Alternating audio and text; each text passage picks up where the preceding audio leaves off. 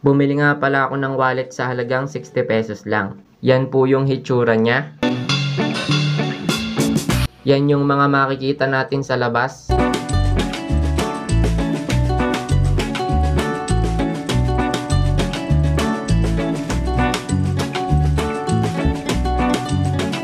Yung loob naman nga pala niya, may lagayan siya ng mga barya.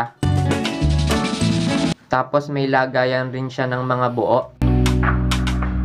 Diyan naman sa dalawang dulo, pwede siyang lagyan ng ID o card. May maliit nga pala na butas dyan sa dalawang gilid, tigkabila.